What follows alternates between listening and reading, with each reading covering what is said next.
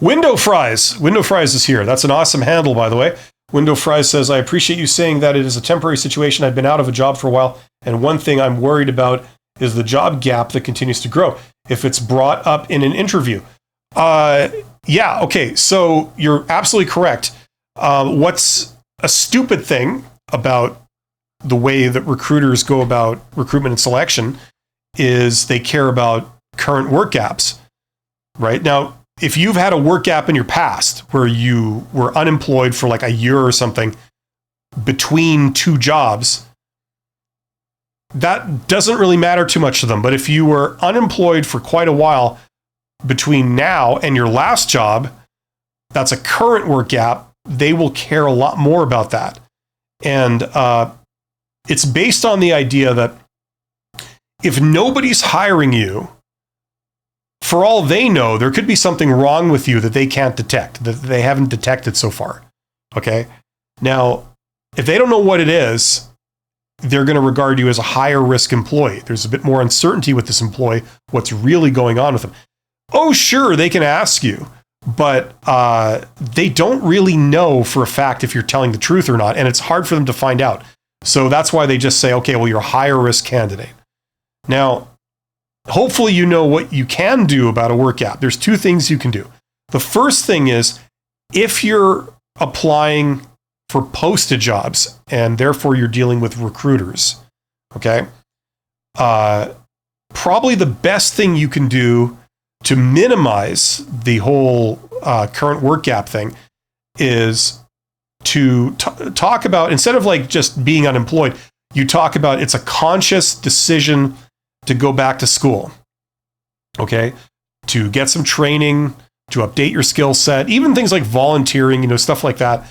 So instead of saying like, well, my job came to an end and I've been out of work, instead you say, no, what I decided to do is I went back to school, and it's not that I'm unemployed, it's just that I'm going back to school. And I wanted to update my skill set, refresh my skill set, tack on a few relevant skills that will help me to go into the future and have like, up-to-date skills. And to that end, I've taken some courses.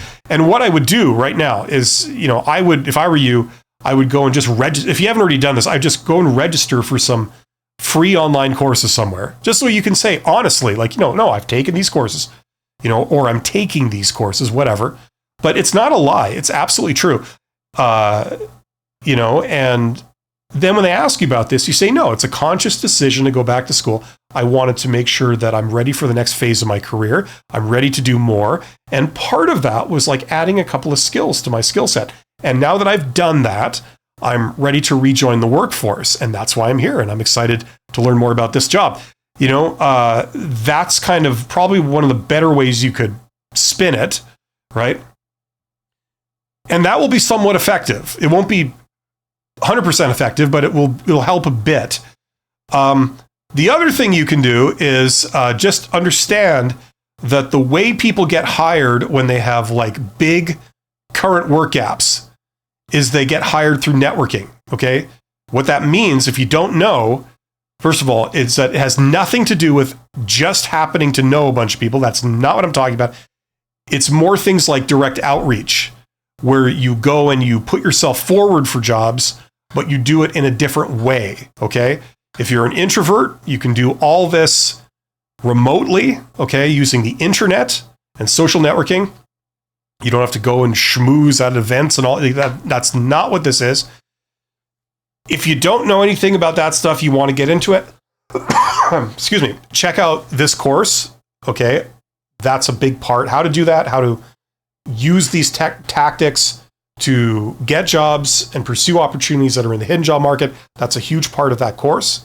Okay, so if you want to learn that with me, that's the place where I put all that. Okay, I do have a couple of free things on my channel. If you're not super familiar with my channel, in the description box of this live stream below, okay, I put some links to some videos I've done. One is a video called How Successful People Get Jobs.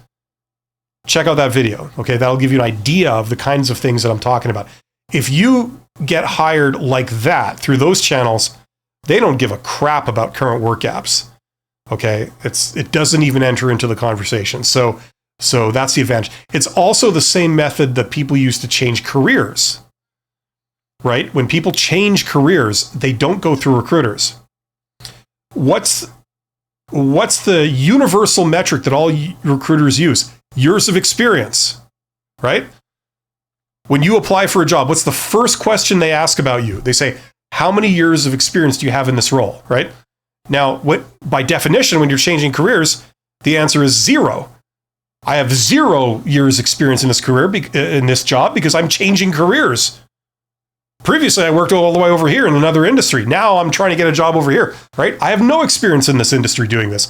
I'm looking to change careers, right? So the recruiter then thinks, well, if you've never done it before, then how can you think you're qualified, right? Well, that's crap, because people change careers every day. It's quite common, but they don't go through recruiters to do it.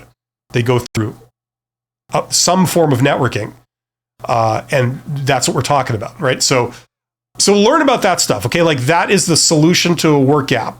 If you've been out of work for a while, this might, if you've never been sort of tuned into this stuff before, it might seem intimidating. It's actually a very, very good thing. This is where all the good jobs are. This is where it's a lot easier to get them and a more pleasant process to get them, because it feels like referrals rather than these horrible job interviews where they treat you like a cattle and they're way up here and you're down here. It's a very good thing. So step into this world, learn it, either through me or through someone else. But ultimately get your information from a variety of sources and go and try things. Okay. And if you want to learn that with me, that's the place where I put stuff. I also have a playlist on my YouTube channel with like public videos that kind of give you a sort of overview of one method of doing it. It's not complete, but it's a lot of the process. The playlist is called How to Tap the Hidden Job Market. Okay, so that'll give you an idea if you've never done this kind of thing before. Hopefully that helps.